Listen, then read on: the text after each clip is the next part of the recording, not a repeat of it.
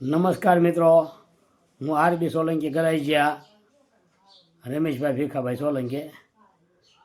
તો આપણે તાલુકા પંચાયત ચૂંટણી તો વહી ગઈ છે બરાબર, પણ આજે પાલિતાણા તાલુકાની અંદર આપણે જે કાંઈ મત લીધા છે એમાં 687 મત લીધા છે બરાબર.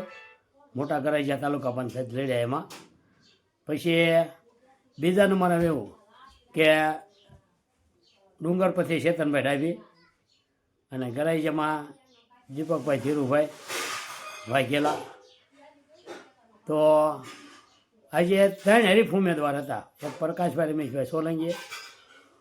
તો પરિણામની અંદર એમ કે આજે ગરાઈજાની અંદર જો ઈમાનદારીથી ચૂંટણી લડી હોય તો અમે કોઈ દે 5 રૂપિયાનો કોઈ દે કોઈ માવો નથી ખવડાવ્યો, કે મારે ઘેરે બોલાવીને કોઈ દે સામે નથી પાય, કે કોઈ દે કોઈ ગાડીમાં બેસીને ખોટી રીતે અહીં પસાર કરવા કોઈ પણ હું હારી નથી લઈ ગયો.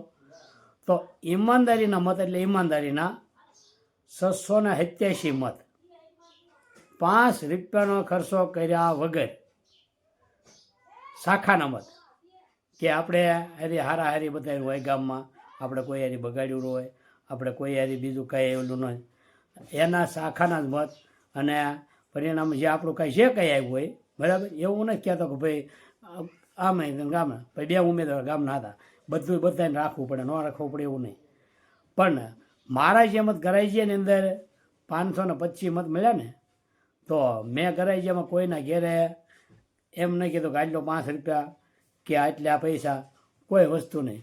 અને ગરાઈજીયાની અંદર તમને કોઈ લાખો રૂપિયા વેચાણા છે, લાખો, એમ થોડાક નહીં, કેટલા રૂપિયા વેચાણા અમને ખબર છે બધી. લાખો રૂપિયા ઘેરે ઘેરે દીધા એને, બધું કર્યું. કોઈને 50,000 રૂપિયા આપ્યા કોઈના માટે, કોઈને એમ કહો 25,000 આપ્યા, કોઈને 30,000 આપ્યા, કોઈને વધારે આપ્યા, કોઈને ઓછા આપ્યા, કોઈને 5 આપ્યા હોય. એમાં હારા વ્યક્તિ પૈસા લઈ લીધા. એમ હારા કે જેવા જેવા વ્યક્તિને હારા વ્યક્તિ પૈસા આપણા ગામમાં લઈને આ ચૂંટણી લડીને એ લોકો જીત્યા છે. બાકી જો મારી રીતે લડત કરે, એ રીતે લડત કરવા આવે તો હરીફ ઉમેદવાર કોઈ પણ મારી સામે હોય, આ મત મેં લીધા, એ મત એમના જો કોઈ લઈ જાય તો આપણે આજીવન રાજકારણ ફેંકી દેવાનું, એ ગેરંટી. વગર ખર્ચે ને વગર પૈસે જો આ મત એને લીધા ને, એ લઈ જાય ને, તો રાજકારણ કાર્ય નહીં કરવાનું. એક આ સંબંધ છે માણસ કે ગામની અંદર આપણી શાખા કેટલી છે એ તમે જોઈ લો મિત્રો બરાબર. એટલે વગર પૈસા કાંઈ ખર્ચો કર્યા વગર નામ પૈસા લઈને તો હવ લડી લે, ન લડે એવું નથી કહેતા. પૈસા લઈને તો હવ લડી લે, જીતી જાય ને બધું કરે. પણ પછી 5 વર્ષ શું કરવું એને વિચારવાનું છે.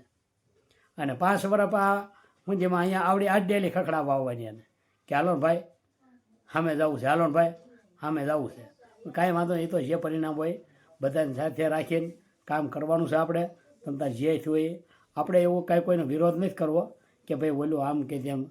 પણ એક જ વસ્તુ મેં કીધી એમ કે જો મેં ઈમાનદારીથી ચૂંટણી લડી, એવી રીતે 3 ઉમેદવાર હરીફ હોય અને આ રીતે ચૂંટણી લડે ને, તો પરિણામ કોનું આવે એ પરિણામ મેન વસ્તુ એ જોવાની છે કે ભાઈ આ રીતે આ ચૂંટણી લડ્યા એવી કોઈ લડી ન કે કોઈને દારૂ નહીં, કોઈને ભજીયા નહીં, કોઈ માવો નહીં, શા નહીં, કોઈ કરતાં કોઈ વસ્તુ નહીં. એમ મારા ભજીયાની કીટું ઘેરે ઘેરે દઈ આવ્યા બરાબર.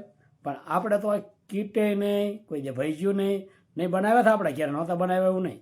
5 કિલો લોટ લઈને બનાવ્યા હતા કે ભાઈ કોઈ બેઠા હોય તો આપણે એ ખાય. બાકી 5 રૂપિયાનો કાંઈ બીજો ખર્ચો કાંઈ કર્યો નથી, કોઈ જે કોઈ માવો નથી કરાવે, કોઈ વસ્તુ નહીં. આ રીતે આપણે ચૂંટણી લડ્યા છીએ અને આ રીતે આપણે લડતા રહીએ.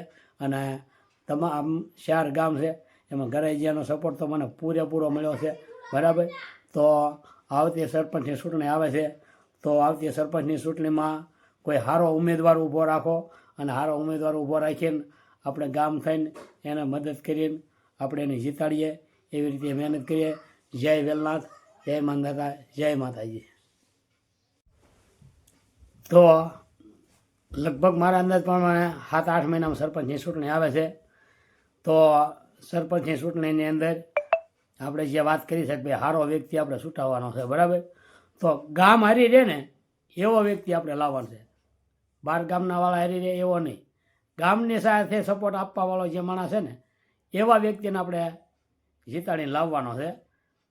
બરાબર, એ ખાસ ધ્યાન રાખજો.